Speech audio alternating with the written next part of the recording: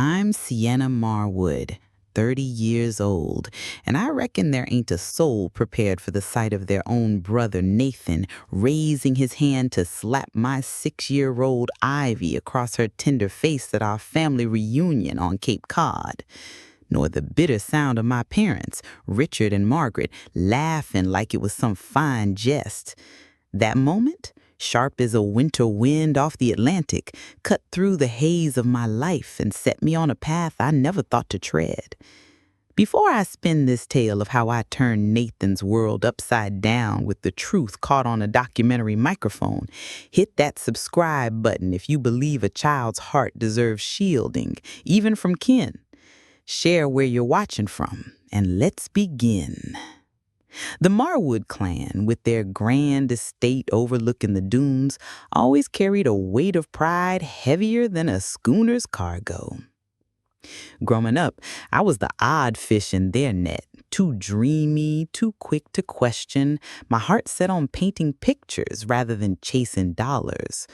My father, Richard, a titan in Boston's legal circles, had no patience for my ways.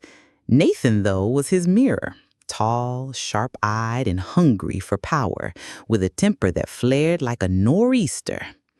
Mother, Margaret, kept the family's polish bright, nodding along to father's decrees while casting me as the wayward child. Sienna's too wild, she'd sigh at reunions, her voice dripping with practiced sorrow. Nathan now, he was their pride, closing million-dollar deals and strutting like a peacock. Me? I learned early to fade into the wallpaper, my dreams tucked safe in my heart. By 16, I had built a shell tougher than a clamshell, counting days till I could sail free. When Caleb crossed my path in college, his kind eyes saw me true, and I thought I'd found my harbor. We wed young, too young, at 20, in a little Cape Cod chapel, my parents' tight smiles barely hiding their scorn. Nathan's gift, a gaudy silver tray, came with a speech that stung like salt in a wound. Never thought Sienna'd snag a man willing to tame her, he chuckled to uneasy laughs. For a spell, I believed I'd escaped, my canvas and Caleb's love enough to build a new world. But that's the hook of this tale, ain't it? The past don't let go easy, and kin can wound deeper than strangers. That reunion, with its polished veneer and hidden thorns, was set to change everything. Ivy, my joy, with her paint-smudged fingers and fearless heart, walked into that den of pride unaware. And when Nathan's hand met her cheek, the crack of it woke something fierce in me, a mother's fire that no Marwood scorn could douse. Stick with this channel for more tales of finding strength in dark times. The microphone heard it all, and I was ready to make it sing. The Marwood household of my youth was a grand stage, all pomp and polish, where every soul played their part under father's unyielding gaze. Richard Marwood, with his lawyer's mind and a temper sharp as a harpoon, ruled our Cape Cod home like a captain on a tight ship. Mother, Margaret, was his loyal mate, her smiles as crisp as pressed linen, ever ready to enforce his law while casting me as the flawed thread in their tapestry. Nathan, my brother, was the chosen one, his ambition and fire mirroring father's, so close you'd swear they shared one shadow. Me? I was the misfit, my heart too full of colors and questions to fit their mold. I reckon I was no more than 6, same as my Ivy now, when I first felt the weight of their judgment. At a summer clam bake, I'd painted a picture of the dunes, swirls of blue and gold that made my young soul sing. Father glanced at it, his lip curling like I'd spilled chowder on his best suit. Foolish nonsense, he called it, tossing it to the sand. Mother sighed, her eyes pitying but cold. Sienna, why can't you be practical like Nathan? Nathan, then 10, had shoved me once when I dared paint his prized model ship, his eyes flashing with a meanness I'd come to know well. That shove, hidden from father's praise, was my first hint of his true nature. By 16, I'd learned to move quiet as a fog over the harbor, my dreams locked tight in my chest. Family gatherings were a trial, with aunts and uncles nodding as mother spun tales of my failings. "Sienna's too wild," she'd say, while Nathan, with his trophies and sharp tongue, basked in their glow. I'd slip to the attic, sketching by candlelight, my defiance a silent vow to one day break free. Yet even then, I caught whispers of a shadow over father, a tale of his own boyhood beaten by a cruel hand, though none dared speak it plain. It was a secret that made his harshness both clearer and heavier, like a storm cloud you can't outrun. Nathan's path was gilded from the start. By 20, he was climbing Boston's financial ladders, his deals as bold as his temper. I envied not his success, but his freedom to be loud, to take up space where I was told to shrink. My questions: why must we bow to Father's will? Why can't a girl dream in colors? Were met with mother's sighs and father's scorn. "You'll learn your place," he'd thunder, and I'd retreat, my heart a canvas of unsaid words. That childhood taught me to endure, to wait, but it also planted a seed of rebellion, one that would bloom fierce when Ivy's turn came. The years of being unseen had carved me, sure as a sculptor's chisel, into a woman who knew the cost of silence. When I stepped into that Cape Cod reunion, I carried those scars, hoping against hope that Ivy might know her kin without their poison touching her. But Nathan's hand, raised against my girl, would prove that some wounds run too deep to ignore. The past ain't just a story, it's the ground you stand on, and mine was about to shift. The day I met Caleb in the spring of my first college year, it was like finding a lighthouse in a fog-choked sea. His quiet kindness and steady gaze saw through the shadows the Marwood name had cast over me, and for the first time I felt my colors might shine. We were young, barely 20, when we wed in a small Cape Cod chapel, the salt air mingling with my hopes of a life free from father's iron grip. My paintings, once hidden in attic corners, found a home on our walls, and Caleb, with his carpenter's hands, urged me to dream bold. Even father and mother, for a fleeting spell, softened at Caleb's charm, their approval a rare sunbeam through their usual storm of scorn. I thought, fool that I was, I'd outrun my past. Ivy came to us on a misty April morn when I was 24, a tiny bundle of 7 pounds with Caleb's hazel eyes and my stubborn spirit. Holding her, I swore an oath deeper than any vow. She'd never doubt her worth, never feel the sting of being less as I had. Her first giggles, her chubby fingers smearing paint across my canvas, were my heart's delight. For a while, our little world in a rented Provincetown cottage was enough. My part-time job at a gallery, Caleb's steady work, and Ivy's joy painting pictures of stars and whales. Nathan's visit to our wedding lingered like a sour note, his speech mocking my bohemian ways, but I pushed it aside, believing distance had dulled the Marwood blade. Yet hope, like a poorly tied knot, can slip. When Ivy was 3, Caleb's late nights at the workshop grew frequent, his warmth cooling like an autumn tide. I found messages on his phone from a gallery owner named Elise, words that cut deeper than any of father's barbs. "It's nothing," he swore, but the truth spilled out. a 6-month affair that shattered our fragile haven. We tried mending it, sitting stiff in a counselor's office, but his heart had wandered too far. By Ivy's 4th birthday, we were divorced, our cottage swapped for a cramped apartment, and I was alone, save for Ivy's bright eyes and her endless sketches. Mother's voice over the phone was predictable as a nor'easter. "Men don't stray from happy homes, Sienna," she said, twisting Caleb's betrayal into my failure. I didn't tell her of Elise, knowing she'd weave it into proof of my inadequacy. Nathan, ever the opportunist, offered a loan for Ivy's preschool fees, his smile sharp as a fishhook. "You'll owe me," he said, and I felt the old Marwood chains tighten.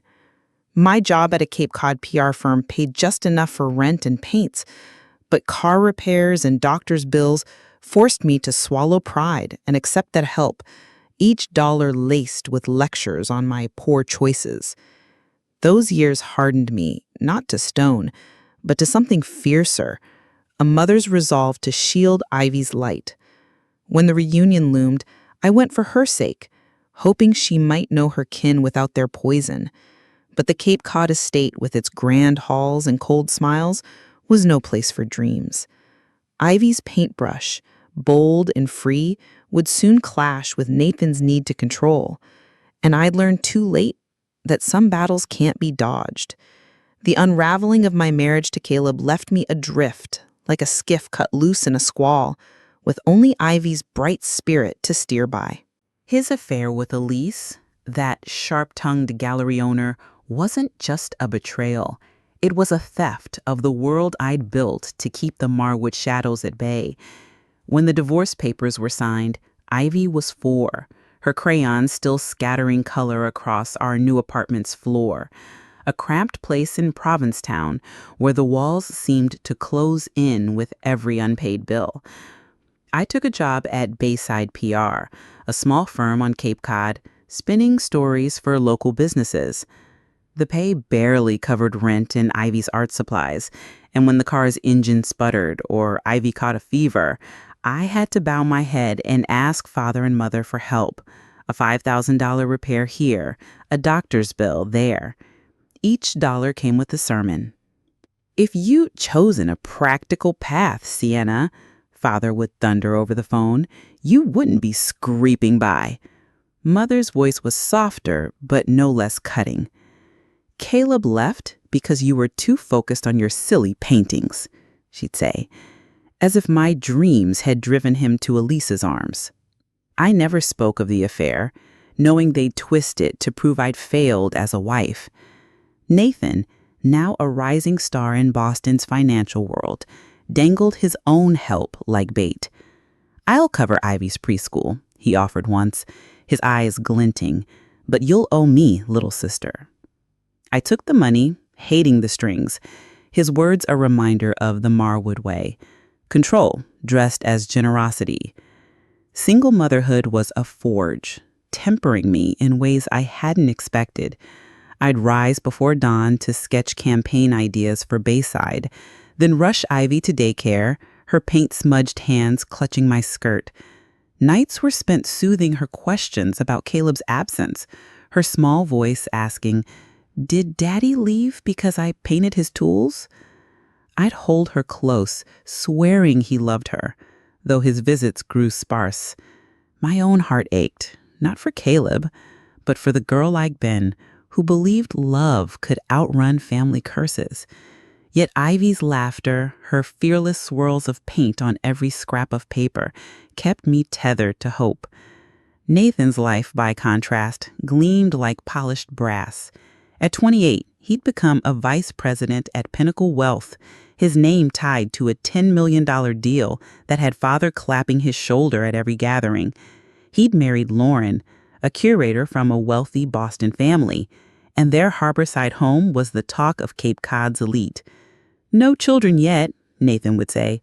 "We're building an empire first."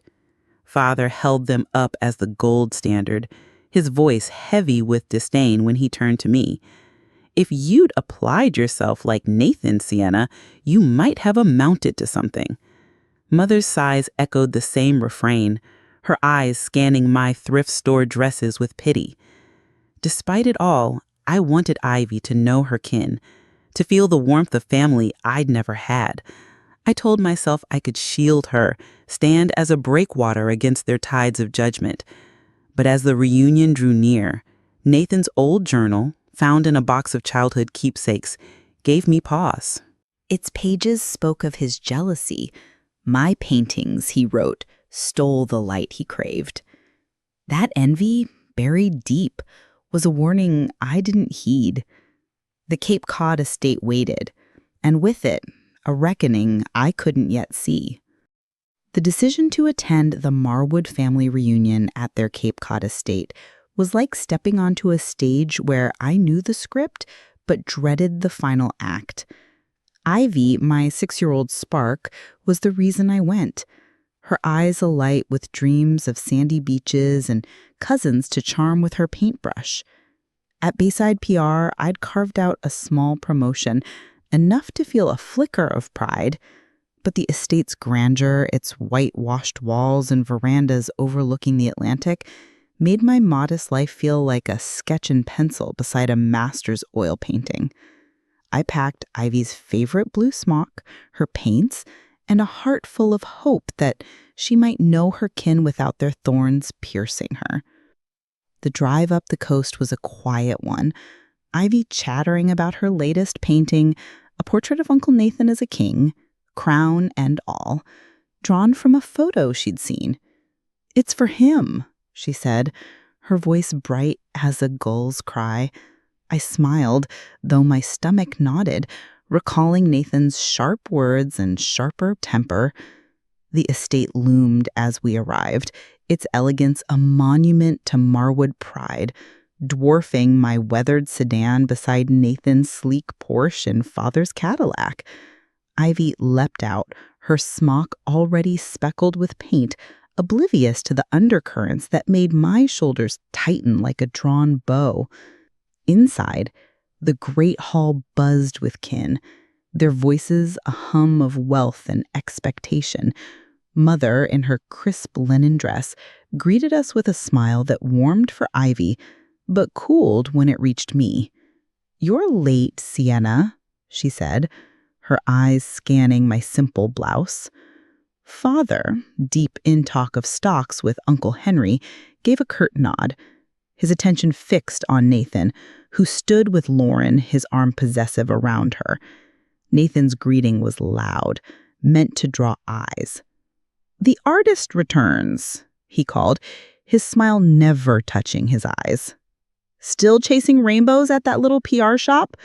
I corrected him. Administrative lead, not assistant, but he'd already turned to boast of his $10 million deal. Ivy, undaunted, tugged at my hand, eager to join her cousins by the shore. I let her go, my heart easing at her joy, though I kept one eye on the room. My cousin Mark, married to Aunt Clara, was setting up his camera gear, filming a documentary on the Marwood legacy at Father's insistence. "Capturing Nathan's glory," Mark muttered to me, his tone dry. "Got mics all over to catch the real talk." I nodded, unaware how those mics would soon shift the tide.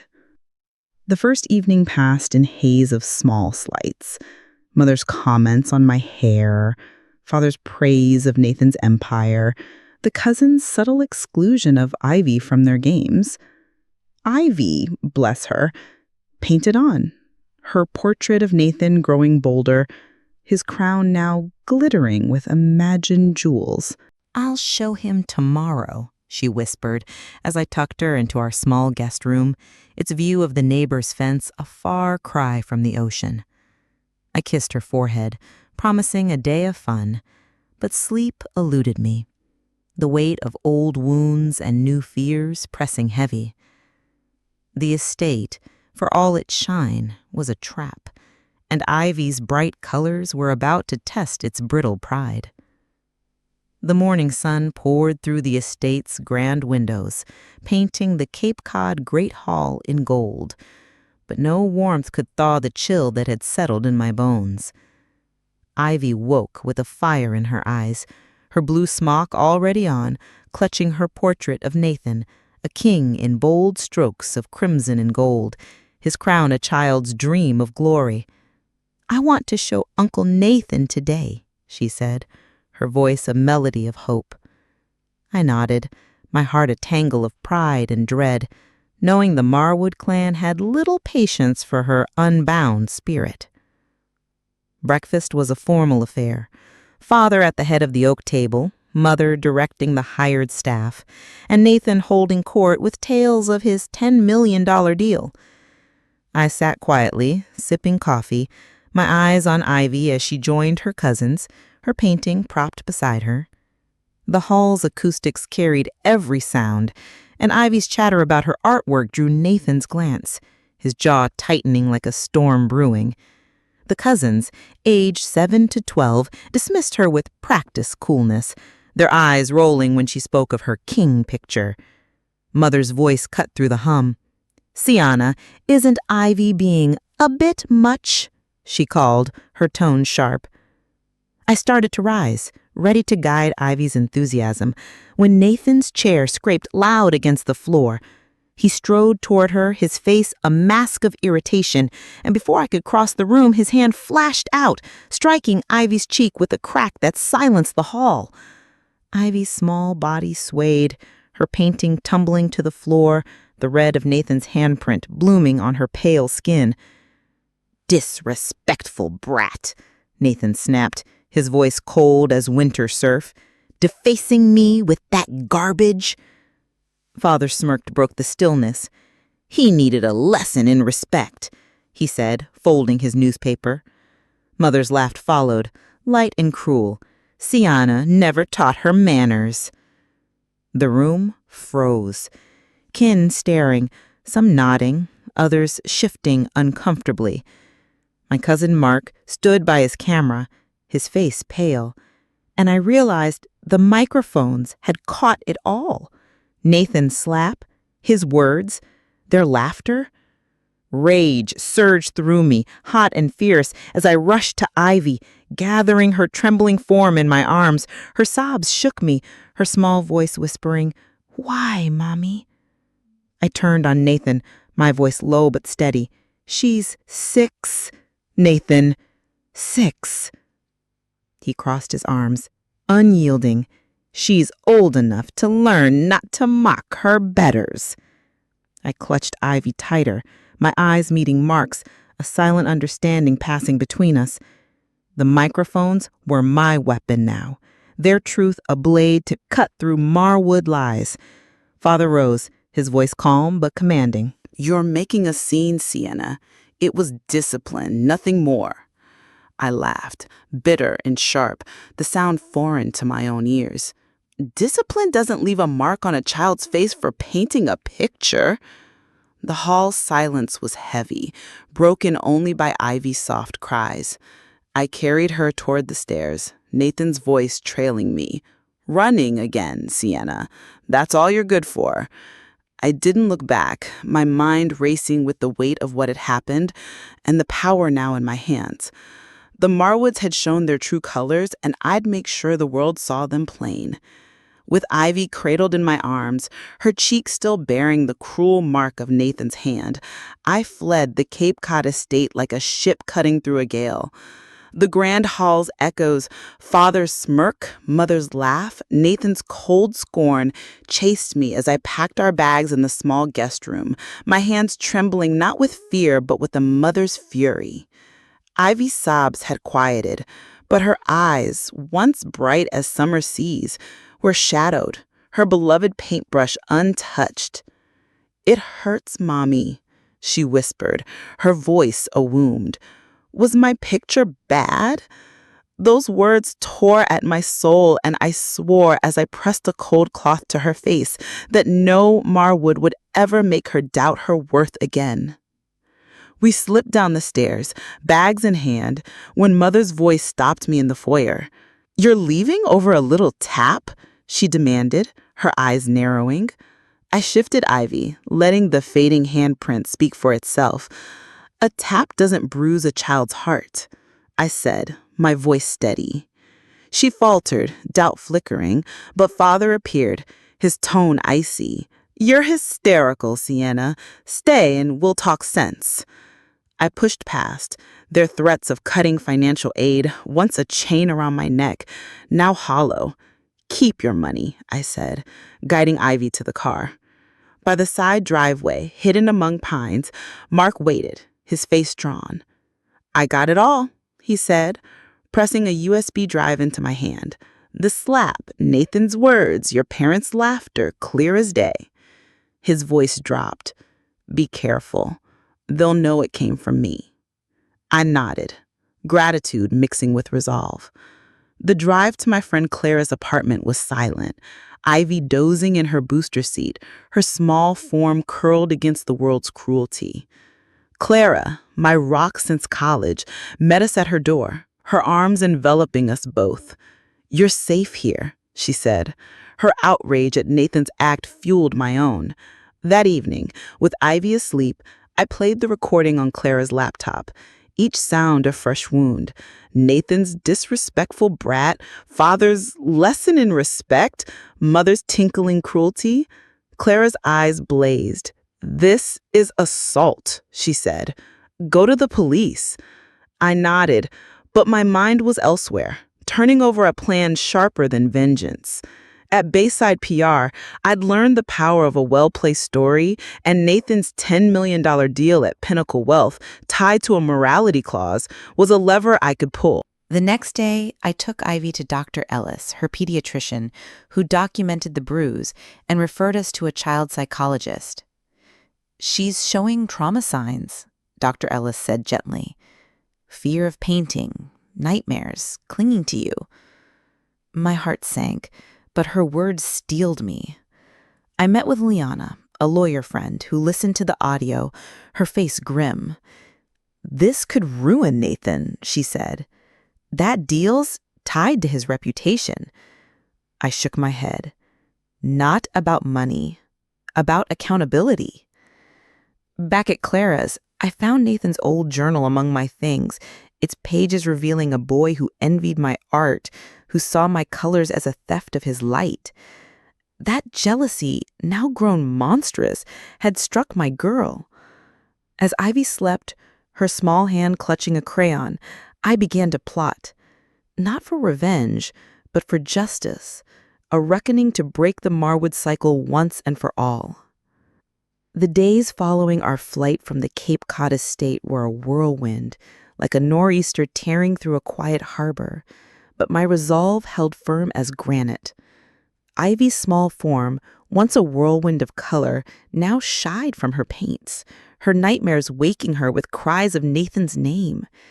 Each sob was a spur, driving me to wield the truth caught on Mark's microphone like a painter's brush, crafting a story that would strip Nathan's polished mask bare.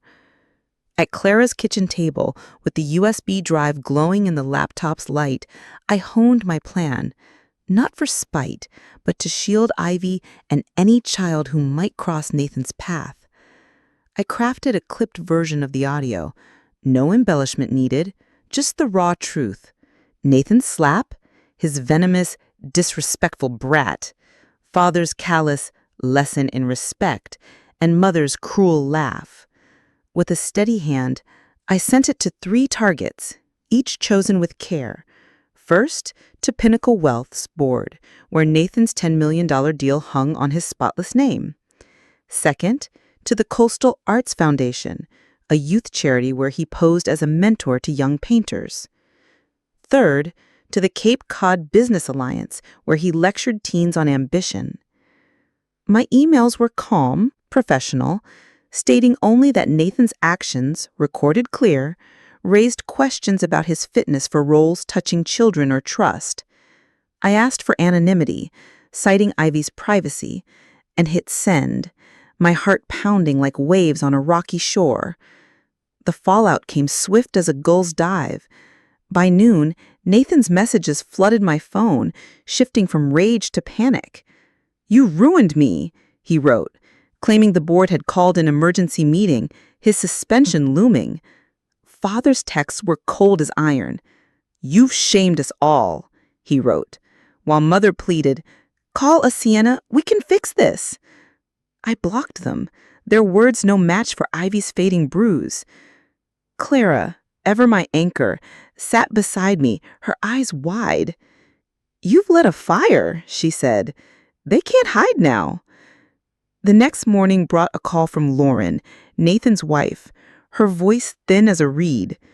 We met at a quiet coffee shop in Provincetown, her elegant facade cracked, dark circles framing her eyes. "I heard the recording," she said, twisting her ring. "Mark played it for Clara, who told me. Has Nathan done this before?" I shook my head but added, "His temper's no stranger. He aimed it at me growing up."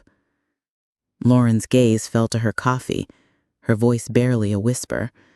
"He's thrown things at home, plates, books, when I challenge him. Never hit me, but hearing him call Ivy brat, it's a tone I know." My heart twisted, seeing her trapped in the same Marwood web I'd fled. The plan's ripples spread wider than I'd dreamed. A board member at the Arts Foundation, incensed by the audio, leaked it to a local paper, and by evening whispers of Nathan's shame hummed through Cape Cod's elite. Pinnacle Wealth suspended him, pending review.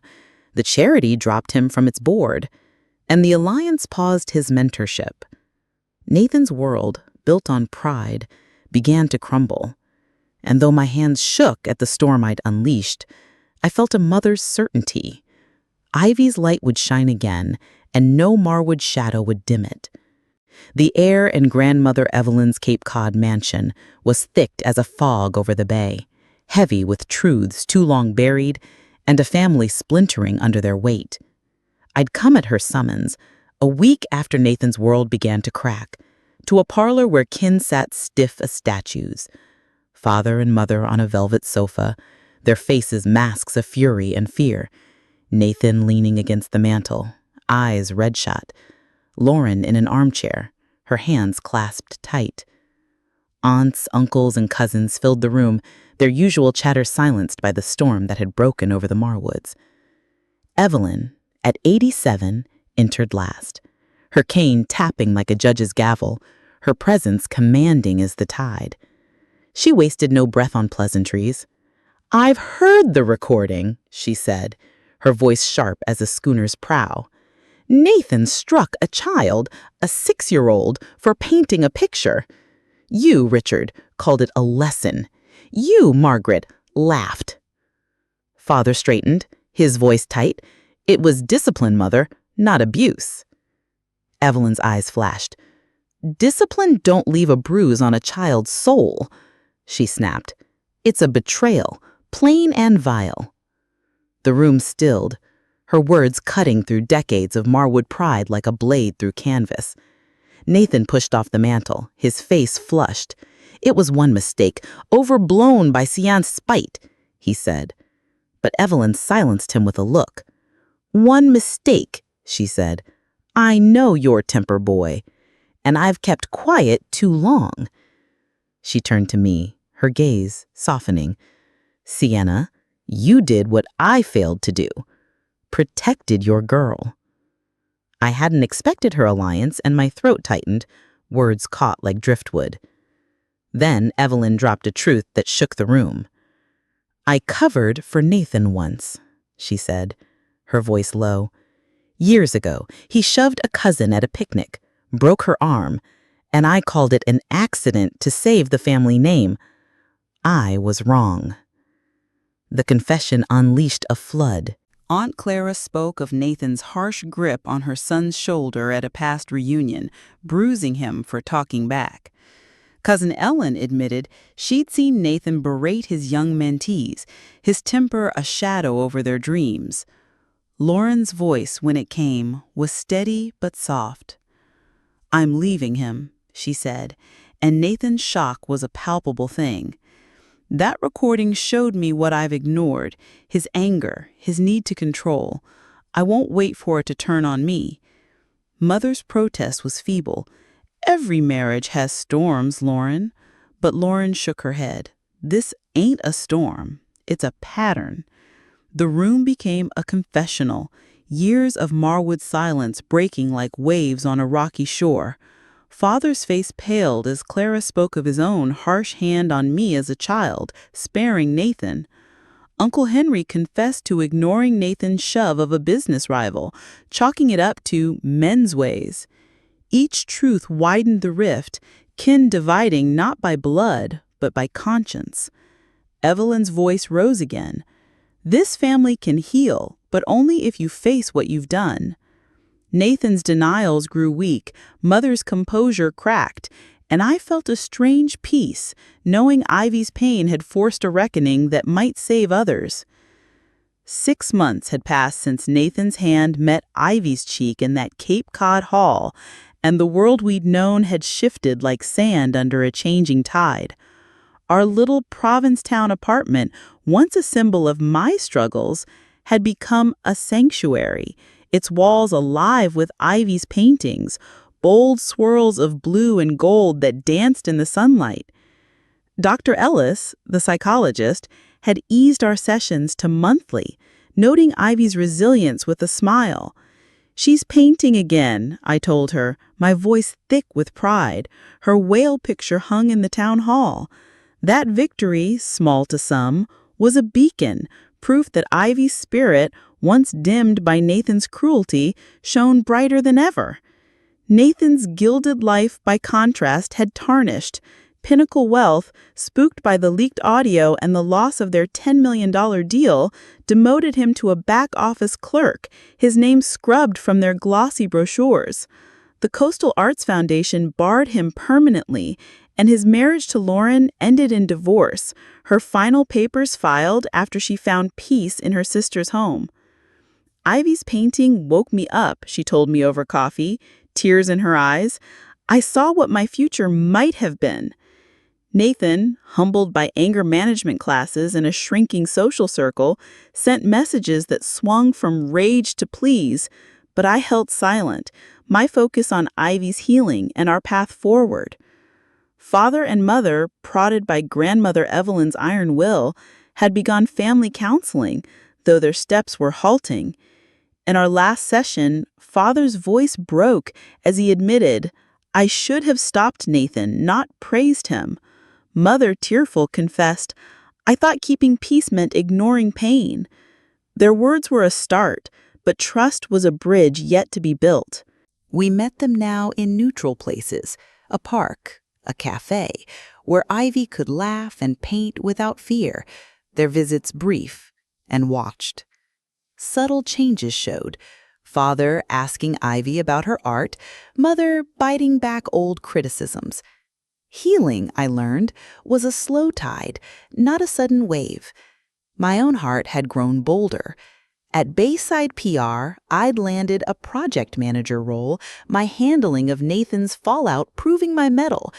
"You faced a storm with clear eyes," my boss Grace said, and the raise meant no more Marwood money, no more strings. I joined a support group for parents breaking family cycles, and my story, shared at local workshops, sparked others to speak, weaving a community of strength. Ivy's brush, like her heart, was free again, and I knew whatever storms lay ahead, we'd face them with colors flying high.